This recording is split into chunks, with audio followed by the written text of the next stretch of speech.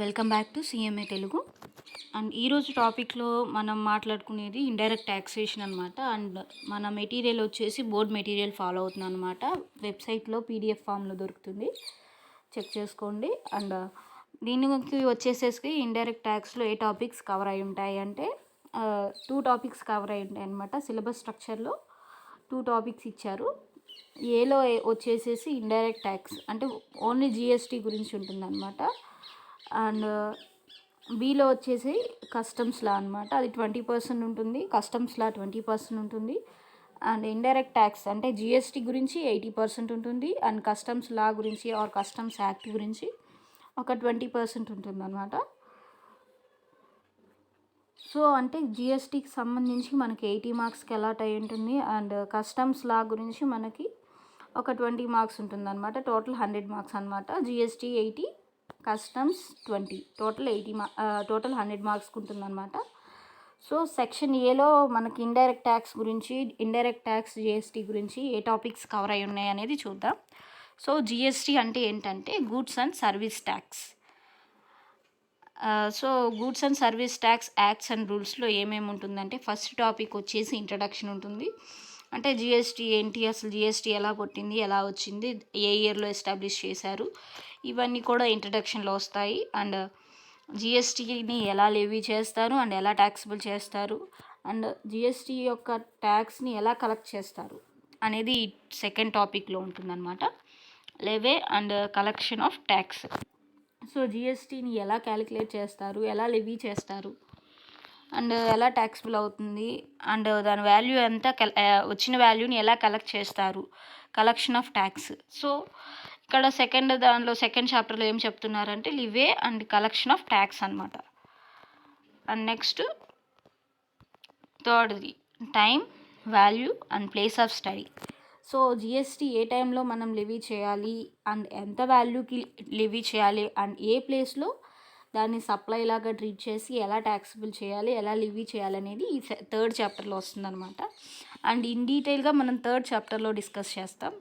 So ఇక్కడ only introduction అనమాట. So third చాప్టర్లో ఏమేమి కవర్ అయి ఉంటాయి అంటే టైం గురించి, అంటే ఏ టైంలో ఈ జిఎస్టీని వాల్యూ చేస్తారు ఆర్ ఎంత టైంకి ఈ జిఎస్టీ వాల్యూ చేస్తారని, ఆర్ ఎంత వాల్యూకి వాల్యూ చేస్తారు అని, అండ్ ఏ ప్లేస్లో వాల్యూ చేస్తారు అని ఈ థర్డ్ చాప్టర్లో వస్తుంది అనమాట. Next input tax credit.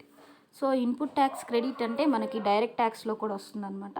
So input tax credit అంటే ఏంటి అంటే మనం ఆల్రెడీ ట్యాక్స్ పే చేసిన దాన్ని మనం పర్చేస్ చేసినప్పుడు ఏదైతే ట్యాక్స్ పే చేసామో అది సేల్ చేసినప్పుడు పే చేయాల్సిన ట్యాక్స్లో మనం కట్ చేసుకుంటాం అనమాట. సో ఇది ఏంటనేది మనం డీటెయిల్గా చేస్తాం, నెక్స్ట్ ఫోర్త్ చాప్టర్లో చూస్తామన్నమాట. సో మనకు ఆల్రెడీ పే చేసిన క్రెడిట్ని మనం అవైల్ చేసుకుంటాం అనమాట. ఎందుకంటే డ్యూయల్ ట్యాక్స్ మనకి పడకుండా ఉండటం కోసం ఇది ఇన్పుట్ ట్యాక్స్ క్రెడిట్ అనేది వచ్చిందనమాట. సో ఆల్రెడీ పే చేసిన ట్యాక్స్ పర్చేస్ చేసినప్పుడు ఏదైతే ట్యాక్స్ పే చేసామో సేల్ చేసినప్పుడు కూడా మనం ట్యాక్స్ కట్టాలి, పర్చేస్ చేసినా కట్టాలి. సో నేను ఒక మ్యానుఫ్యాక్చర్ అనుకోండి, నేను గూడ్స్ అండ్ సర్వీసెస్ సేల్ చేస్తూ ఉంటాను అనుకోండి. అప్పుడు నేను పర్చేస్ చేసినప్పుడు నేను ఏదైతే ఆ ప్రోడక్ట్స్కి, ఆ గూడ్స్కి ట్యాక్స్ పే చేశానో అదే గూడ్స్ నేను సేల్ చేస్తున్నాను అనమాట. కొంత ప్రాఫిట్ యాడ్ చేసుకొని కావచ్చు, ఆర్ ఇంకా కొంచెం మ్యానుఫ్యాక్చర్ చేసి ఇంకా కొంచెం డెవలప్ చేసి దాన్ని సేల్ చేస్తున్నాను. ఏదైతే పర్చేస్ చేశానో అదే ఐటెంని నేను సేల్ చేస్తున్నాను. సో సేల్ చేసేటప్పుడు నేను ట్యాక్స్ కట్టాలి. సో నేను ఆల్రెడీ పర్చేస్ చేసినప్పుడు కొంత ట్యాక్స్ కట్టాను. సో ఎంతైతే కట్టానో అంత ట్యాక్స్ అనేది సేల్ చేసేటప్పుడు మనం బెనిఫిట్ లాగా రెడ్యూస్ చేసుకుంటాం అనమాట. సేల్ చేసిన దాంట్లోంచి సేల్ చేసేటప్పుడు ఎంతైతే ట్యాక్స్ కట్టాలో అంత ట్యాక్స్ని మనం పర్చేస్ చేసినప్పుడు ఎంత ట్యాక్స్ కట్టామో అంత ట్యాక్స్ని మనం రెడ్యూస్ చేస్తామన్నమాట. సో దాన్ని ఏమంటారు అంటే ఇన్పుట్ ట్యాక్స్ క్రెడిట్ని అవైల్ చేసుకున్నట్టు అనమాట. సో ఇదేంటనేది మనం ఫోర్త్ చాప్టర్లో డీటెయిల్గా డిస్కస్ చేద్దాం. అండ్ నెక్స్ట్ వచ్చేసి ఫిఫ్త్ చాప్టర్లో ఏమేమి గురించి ఉన్నాయి అంటే రిజిస్ట్రేషన్ అండర్ జిఎస్టీ లా. సో జిఎస్టీ లా ప్రకారం మనం ఎలా రిజిస్టర్ అవ్వాలి అంటే కొంతమందికి ఏం చెప్తారు అంటే composition dealer, ordinary dealer, normal dealer ఇలా ఉంటాయన్నమాట. సో మన ట్యాక్స్లో అంటే మనకి ఏదైతే బెనిఫిట్ రావాలో ఇప్పుడు హోల్సేలర్స్కి, రీటైలర్స్కి, అలా మ్యానుఫ్యాక్చర్స్కి అలా అందరూ అమ్మేవాళ్ళు, కానీ ఒక్కొక్కరికి ఒక్కొక్క టైప్లో ట్యాక్స్ పడుతుంది అనమాట. కొంతమందికి ఏమో తక్కువ రేట్లో ట్యాక్స్ పడుతుంది, కొంతమందికి ఎక్కువ రేట్లో ట్యాక్స్ పడుతుంది అనమాట. సో మనకి ఏదైనా బెనిఫిట్ రావాలి, ట్యాక్స్ తక్కువ కావాలి అనుకున్నప్పుడేమో కాంపోజిషన్ డీలర్ ఇలా తీసుకుంటారనమాట. సో అవేంటి సిచ్యువేషన్స్ అనేవి మనకి మనం తర్వాత వస్తుంది. సో ఏ డీలర్కి ఎలాంటి టైప్లో రిజిస్ట్రేషన్స్ ఉండాలి అండ్ రిజిస్ట్రేషన్ ఎలా చేయాలి, జిఎస్టీ లా ప్రకారం మనం అమ్మే పర్సన్ ఎవరైతే ఉన్నారో ఆ అమ్మిన పర్సన్ అంటే ఎవరైతే గూడ్స్ సేల్ చేస్తుంటారో ఆ సర్వీసెస్ ప్రొవైడ్ చేస్తుంటారో ఆ పర్సన్ కొంత ట్యాక్స్ పే చేయాలన్నమాట. సో ఆ పర్సన్ ఈ జిఎస్టీ లా ప్రకారం రిజిస్టర్ అయి ఉండాలన్నమాట. సో ఎలా రిజిస్టర్ అవుతారు జిఎస్టీ లా ప్రకారం అనేది మనం ఈ 5th చాప్టర్లో చూస్తామన్నమాట. అండ్ నెక్స్ట్ వచ్చేసి 6th చాప్టర్లో ఏముంటుంది, ట్యాక్స్ ఇన్వాయిస్ ఎలా మెయింటైన్ చేయాలి and credit note debit note ఎలా ఇష్యూ చేయాలి, ఇంకా జిఎస్టీలో ఏమేమి డాక్యుమెంట్స్ ఉంటాయి, అదర్ డాక్యుమెంట్స్, ఇవన్నీ కూడా మనం ఈ 6th చాప్టర్లో డిస్కస్ చేస్తాం. అండ్ 7th చాప్టర్ అనమాట. ఈ 7th చాప్టర్లో ఏం చెప్తున్నారు, అకౌంట్స్ గురించి అండ్ అదర్ రికార్డ్స్ గురించి చెప్తున్నారు. సో ఈ 7th చాప్టర్లో మనం జిఎస్టీకి సంబంధించిన అకౌంట్స్ ఎలా మెయింటైన్ చేస్తాం అండ్ ఏదైనా బుక్స్ కానీ అదర్ రికార్డ్స్ కానీ ఎలా మెయింటైన్ చేస్తాం అనేది ఈ 7th చాప్టర్లో చెప్తారు. అండ్ 8th చాప్టర్ వచ్చేసి మనకి పేమెంట్ ఆఫ్ ట్యాక్స్. సో మన ఫస్ట్ చాప్టర్ నుంచి ఎంతెంత ఛార్జ్ చేస్తారు, ఎంతెంత వస్తుంది, ఏ డీలర్కి ఎలా రిజిస్టర్ చేయాలి, ఇలాంటివన్నీ మనం ఫస్ట్ చాప్టర్ నుంచి ఈ 7th చాప్టర్లోపు చూసామన్నమాట. సో ఏంటి, బుక్స్ మెయింటైన్ చేయడం, అకౌంట్స్ మెయింటైన్ చేయడం, రికార్డ్ మెయింటైన్ చేయడం, ఇవన్నీ కూడా ఫస్ట్ చాప్టర్ నుంచి 7th చాప్టర్ వరకు మనం చూస్తూనే ఉంటాం. సో అవేంటి ఎలా ఛార్జబుల్ చేయాలన్న వరకు మాత్రమే అక్కడ చెప్తున్నారు. అండ్ ఛార్జ్ చేసిన ట్యాక్స్ని ఎలా పే చేయాలి. సో ఛార్జ్ చేయడం ఏముంది, మనంతటి మనమే క్యాలిక్యులేట్ చేసుకోవచ్చు.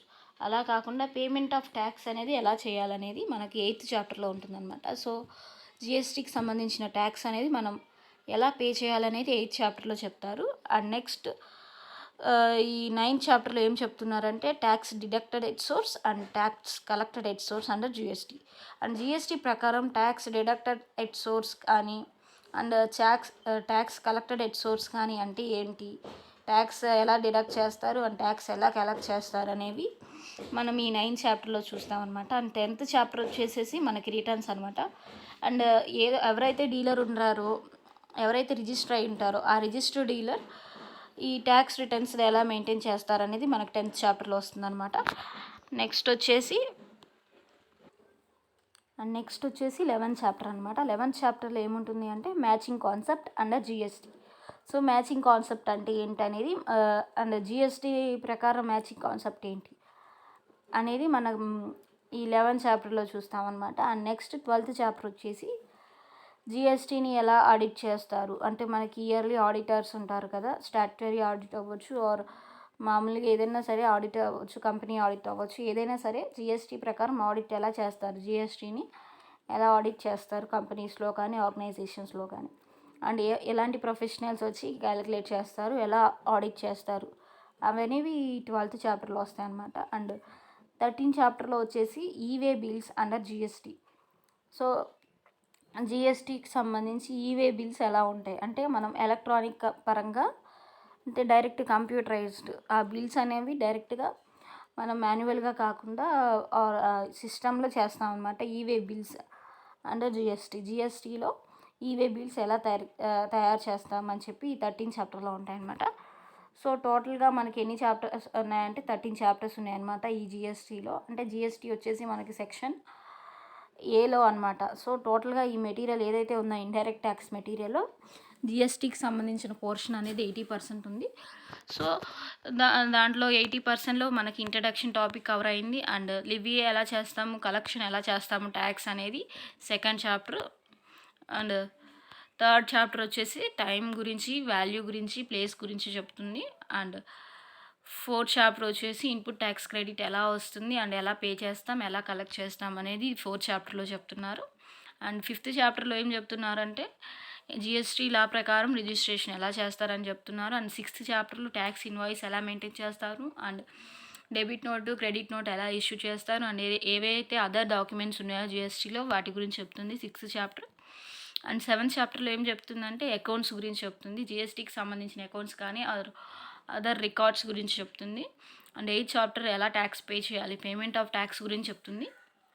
అండ్ 9th చాప్టర్లో టీడీఎస్ గురించి, టీసీఎస్ గురించి చెప్తుందన్నమాట. జిఎస్టీ ప్రకారం tax deducted at source and tax collected at source గురించి చెప్తుంది. అండ్ 10th చాప్టర్లో వచ్చేసరికి రిటర్న్స్ ఎలా ఫైల్ చేయాలి మనం జిఎస్టీ లా ప్రకారం, ఆర్ ఏ రిజిస్టర్డ్ డీలర్ ఎలాంటి టైప్ ఆఫ్ రిటర్న్స్ ఫైల్ చేయాలని చెప్పి ఈ 10th చాప్టర్లో చెప్తున్నారు. అండ్ 11th చాప్టర్ వచ్చేసేసి మనకి మ్యాచింగ్ కాన్సెప్ట్ అనమాట. సో జిఎస్టీ ప్రకారం మ్యాచింగ్ కాన్సెప్ట్ అనేది ఎలా ఉంటుంది అనేది ఈ 11th చాప్టర్లో ఉంటుంది. అండ్ 12th చాప్టర్ వచ్చేసేసి జిఎస్టీ ఆడిట్ బై ప్రొఫెషనల్స్, అంటే జిఎస్టీ ఆడిట్ ఎలా చేస్తామో, ప్రొఫెషనల్స్ ఎలాంటి ప్రొఫెషనల్స్ వచ్చి జిఎస్టీని ఆడిట్ చేస్తారని చెప్పి ఈ 12th చాప్టర్ చెప్తుంది. అండ్ 13th వచ్చేసేసి జిఎస్టీ ప్రకారం ఈవే బిల్స్ ఎలా మెయింటైన్ చేస్తారు ఆర్ ఎలా ఫైల్ చేస్తారు అనేది ఈ 13th చాప్టర్లో మనం డిస్కస్ చేస్తాం. సో ఈ 13 చాప్టర్స్లో మనకి 80 మార్క్స్ కవర్ అయి ఉంటుంది. టోటల్ ఇండైరెక్ట్ ట్యాక్స్లో 80% అనేది ఇండైరెక్ట్ ట్యాక్స్ అనమాట. సో ఇండైరెక్ట్ ట్యాక్స్ అంటే ఏంటంటే సింపుల్గా జిఎస్టీ అనమాట. సో 80% అయిపోయింది. నెక్స్ట్ వచ్చేసి 20% అనమాట. సో ఈ 20% ఏదైతే ఉందో అది సెక్షన్ బి అనమాట. సో దీంట్లో ఏం చెప్తున్నారంటే కస్టమ్స్ లా గురించి చెప్తున్నారు. మనకి మామూలుగా ఇండైరెక్ట్ ట్యాక్స్ రాకముందు ఏముందంటే ఇలాంటి కస్టమ్స్ యాక్ట్, కస్టమ్స్ లాస్ అనేవి ఉన్నాయన్నమాట. సో మనకేంటి జిఎస్టీ వచ్చిన తర్వాత అన్నీ సపరేట్ అయిపోయినాయి. సో ఈ కస్టమ్స్ లాని సపరేట్ చేసి పెట్టేశారు. సో ఈ కస్టమ్స్ లాలో ఏమేమి ఉన్నాయంటే మనకి బేసిక్గా ఇంట్రడక్షన్ ఎన్ని ఉంటుంది అని చెప్పి బేసిక్ కాన్సెప్ట్స్లో మనకి కస్టమ్స్ యాక్ట్స్ గురించి మనకి ఇంట్రడక్షన్గా బేసిక్ కాన్సెప్ట్స్లో చెప్తున్నారు. అది ఫస్ట్ చాప్టర్లో కవర్ అయింది. అండ్ కస్టమ్స్ యాక్ట్ ప్రకారం మనకి కొన్ని డ్యూటీస్ పే చేయాలన్నమాట. అయితే టైప్ ఆఫ్ డ్యూటీస్ ఏమేమి ఉంటాయి, ఏవే డ్యూటీస్ పే చేయాలి అవన్నీ కూడా కస్టమ్స్ లాలో మనకి సెకండ్ చాప్టర్లో చెప్తున్నారు. అండ్ థర్డ్ చాప్టర్ వచ్చేసి valuation under customs. So duties గురించి అంటే ఏమేమి డ్యూటీస్ ఉంటాయి అని చెప్పేసి మనకేమో సెకండ్ చాప్టర్లో చెప్పారు. ఆ డ్యూటీస్కి యొక్క వాల్యుయేషన్ ఎలా ఉంటుంది అని చెప్పి, అంటే ఆ డ్యూటీస్కి సంబంధించి ఎంతెంత వాల్యూ మనం పే చేయాలి, ఎంతెంత వాల్యూ మనం రిసీవ్ చేసుకోవాలని దాని గురించి మనకి థర్డ్ చాప్టర్లో చెప్తున్నారనమాట, valuation under customs. And fourth చాప్టర్లో ఏం చెప్తున్నారు అంటే ఇంపోర్ట్ గురించి అండ్ ఎక్స్పోర్ట్ గురించి చెప్తున్నారు అనమాట. సో ఇక్కడ కస్టమ్స్ అంటే ఏంటి, మనం రైల్వేస్ అయినా ఫాలో అవ్వచ్చు, ఆర్ ఎయిర్వేస్ అయినా ఫాలో అవ్వచ్చు, ఆర్ వాటర్ వేస్ అయినా ఫాలో అవ్వచ్చు. సో ఇక్కడ ఏంటి, ఇండియా నుంచి ఫారిన్ వెళ్ళొచ్చు, ఫారిన్ నుంచి ఇండియా రావచ్చు. ఫారిన్ అంటే ఇండియన్ అదర్ దాన్ ఇండియా అనమాట. సో ఇప్పుడు శ్రీలంక అయినా సరే ఫారిన్ లెక్కే వస్తుంది అనమాట మనకి. సో మన ఇండియా నుంచి శ్రీలంకకి ఏది పంపించినా సరే శ్రీలంక మనకి దగ్గరే కదా అంటే కుదరదు. సో అది ఇంపోర్ట్ కానీ ఎక్స్పోర్ట్ కానీ అవుతుంది. మనం ఏమన్నా సరే ఇండియా నుంచి అదర్ కంట్రీకి ఏమన్నా పంపించామనుకోండి గూడ్స్, అప్పుడు ఎక్స్పోర్ట్ అవుతుంది. అలా కాకుండా మనమే వేరే కంట్రీ నుంచి ఇండియాకి తెప్పించామనుకోండి అది ఇంపోర్ట్ అవుతుంది. సో ఈ కస్టమ్స్ ప్రకారం, కస్టమ్స్ లా ప్రకారం ఇంపోర్ట్ అంటే ఏంటి, ఎక్స్పోర్ట్ అంటే ఏంటి, వాటి ప్రొసీజర్స్ ఏమేమి ఉన్నాయని చెప్పి ఈ 4th చాప్టర్లో చెప్తారు. అండ్ నెక్స్ట్ 5th చాప్టర్లో దేని గురించి ఉంటుందంటే కస్టమ్స్ రూల్స్ గురించి చెప్తున్నారు. సో మన కస్టమ్స్ యాక్ట్లో మనకి ఇంపోర్ట్ ఆఫ్ గూడ్స్ గురించి ఈ కొన్ని రూల్స్ ఉన్నాయన్నమాట. అది 5th చాప్టర్లో చెప్తున్నారు. సో అది ఏ రూల్స్ని ఫాలో అయి ఉంటుందంటే 2017కి సంబంధించిన రూల్స్ అయి ఉంటుందన్నమాట. సో ఇదే అనమాట టోటల్గా ఈ సెక్షన్ బిలో ఏమేమి కవర్ అయి ఉన్నాయంటే basic concepts, type of duties, valuation under customs, and import and export procedures, and custom rules అనమాట. సో దీనిలో 5 చాప్టర్స్ ఉన్నాయి. సో ఇదనమాట సెక్షన్ ఏలో మనకు వచ్చేసరికి టోటల్గా ఏమేమి ఉంటాయంటే 13 చాప్టర్స్ ఉంటాయి. అంటే ఇక్కడ ఏం చెప్తున్నారు, చాప్టర్ని ఒక్కొక్క స్టడీ నోట్ కింద ట్రీట్ చేశారు. అండ్ సెక్షన్ బిలో వచ్చేసి 5 స్టడీ నోట్స్ ఉన్నాయి. ఏ వచ్చేసేసి ఇండైరెక్ట్ ట్యాక్స్ అంటే జిఎస్టీకి సంబంధించి ఉంది. అండ్ గూడ్స్ గురించి అయినా చెప్పొచ్చు, ఆర్ సర్వీసెస్ గురించి అయినా చెప్పొచ్చు. అండ్ ఈ కస్టమ్స్ ఆర్ కస్టమ్స్ యాక్ట్లో ఏమేమి ఉన్నాయంటే 5 చాప్టర్స్ ఉన్నాయి. అండ్ 5 స్టడీ నోట్స్ అయినా చెప్పొచ్చు మనం. సో ఇక్కడ సెక్షన్ ఏలో ఇంకోసారి చూద్దాం.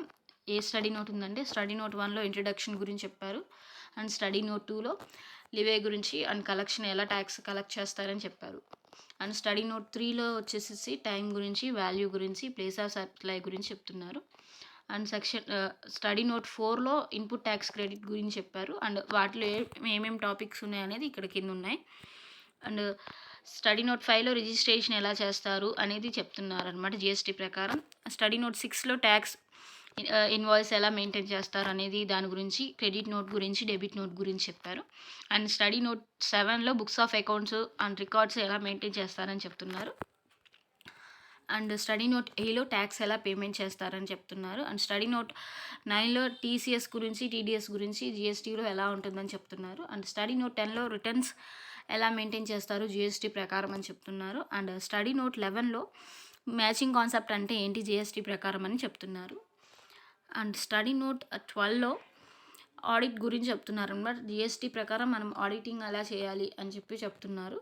సో స్టడీ నోట్ 13లో ఈవే బిల్స్ ఎలా మెయింటైన్ చేస్తారు జీఎస్టీ ప్రకారం అని చెప్తున్నారు అనమాట. సో టోటల్గా ఏంటంటే సెక్షన్ ఏ ఇండైరెక్ట్ ట్యాక్సేషన్లో సెక్షన్ 80% అండ్ 80 మార్క్స్కి ఏదైతే ఉందో వాటిలో 13 స్టడీ నోట్స్ ఉన్నాయి, అంటే 13 చాప్టర్స్ ఉన్నాయి అనమాట. అండ్ సెక్షన్ బి వచ్చేసేసి 20% అనమాట. రిమైనింగ్ 20% ఏదైతే బ్యాలెన్స్ ఉందో అదనమాట. సో ఇది సెక్షన్ బిలో చెప్తున్నారు. సో దీనిలో ఏమేమి ఉన్నాయంటే కస్టమ్ లా గురించి ఉందన్నమాట. టోటల్గా కస్టమ్ లా, కస్టమ్ యాక్ట్ ఏదైతే ఉందో దానిలో నుంచి. సో దీంట్లో 5 స్టడీ నోట్స్ ఉన్నాయి. ఫస్ట్ స్టడీ నోట్ వచ్చేసి కస్టమ్స్ లా, దాని బేసిక్ అంటే ఇంట్రడక్షన్ గురించి చెప్తున్నారు. నెక్స్ట్ స్టడీ నోట్ 2లో ఏం చెప్తున్నారంటే టైప్స్ ఆఫ్ డ్యూటీస్ ఏమైతే ఉన్నాయో అవి వస్తాయి. అండ్ స్టడీ నోట్ 3లో ఎలా వాల్యూ చేస్తారు కస్టమ్స్ ప్రకారం అని వస్తుంది. అండ్ స్టడీ నోట్ 4లో ఇంపోర్ట్ గురించి, ఎక్స్పోర్ట్ గురించి చెప్తారు. అండ్ స్టడీ నోట్ 5లో కస్టమ్స్ రూల్స్ గురించి చెప్తారనమాట. సో ఇదే ఈరోజు ఏమేమి టాపిక్స్ ఉన్నాయి మన ఇండైరెక్ట్ ట్యాక్స్ మొత్తంలో. సో ఈ పేపర్ 11లో ఏమేమి టాపిక్స్ కవర్ అయినాయి ఇండైరెక్ట్ ట్యాక్స్ మెటీరియల్లో అని ఈరోజు ఏమేమి కేటగిరీస్, ఏమేమి స్టడీ నోట్స్ ఉన్నాయని ఈరోజు క్లాస్లో చూసామన్నమాట. సో రేపటి క్లాస్ నుంచి టోటల్ ఇండైరెక్ట్ ట్యాక్సేషన్, అది జిఎస్టీ గురించి అయినా పెట్టవచ్చు ఆర్ కస్టమ్స్ లా గురించి అయినా పెడతాను. సో ఈ ఛానల్లో మనకి ఈ జిఎస్టీ గురించి రేపటి నుంచి కొత్త క్లాసెస్ స్టార్ట్ అవుతున్నాయి. And please like, share, subscribe to my channel CMA Telugu. Please like, share, subscribe to my channel CMA Telugu.